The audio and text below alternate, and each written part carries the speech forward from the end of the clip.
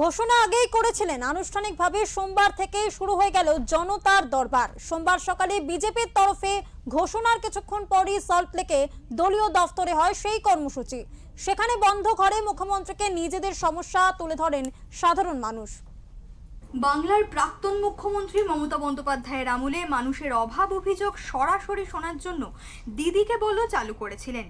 বাংলার নয়া মুখ্যমন্ত্রীও বাংলার মানুষের অভাব অভিযোগ সরাসরি শোনার জন্য জনতার দরবার করলেন। প্রধানমন্ত্রী মন কি বাতে ভারতের মানুষকে বার্তা দেন, কিন্তু তা একতরফা। বাংলায় পদ্ম শিবির ক্ষমতায় আসার পর মানুষের সময়ে অসময়ে পাশে থাকার বার্তা দিয়েছে।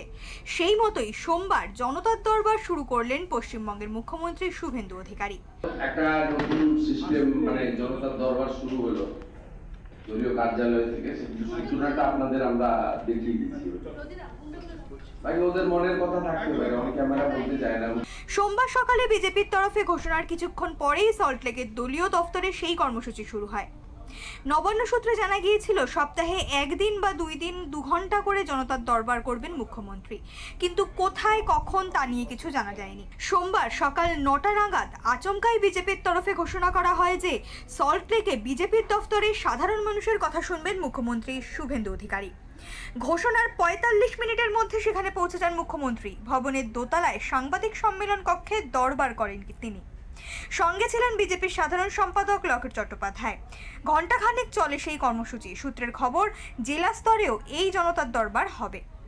ব্যুরো রিপোর্ট, ওঙ্কার বাংলা।